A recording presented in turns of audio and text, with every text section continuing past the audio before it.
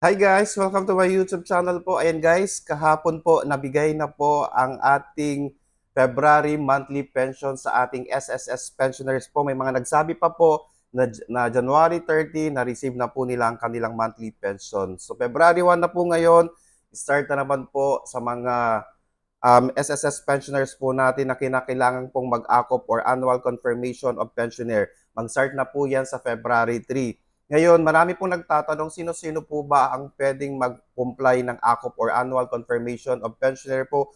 Una po, retirement pensioner po at the age of 80 years old and above. Okay? Dapat po 80 years old and above.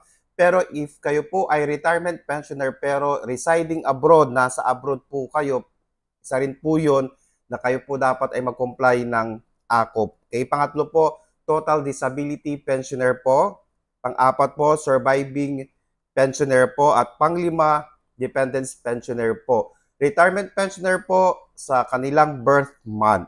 Okay, that's kung ano po yung birth month po nila. Kung it's February, then February po sila magko-comply.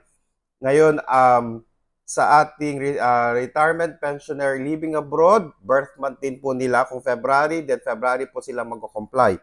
Kung total disability pensioner po, birth month po ng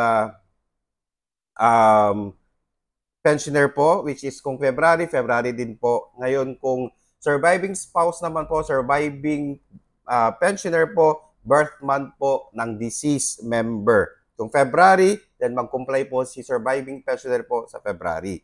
Ngayon, kung dependence pensioner naman po, birth month po ng deceased parent or parents po. Ayan guys. So kung birth month po nung namatay is February, then magko-comply po ng AKOP ang dependence pensioner po ngayong February. So sana po malinaw na po ito sa inyo kung sino po yung mga dapat mag-file or mag-comply ng AKOP or annual confirmation of pensioner. Sana po nakatulong ako. Please do not forget to subscribe, like, and share para po lagi po kayong updated sa ating mga videos. Maraming salamat po and stay safe.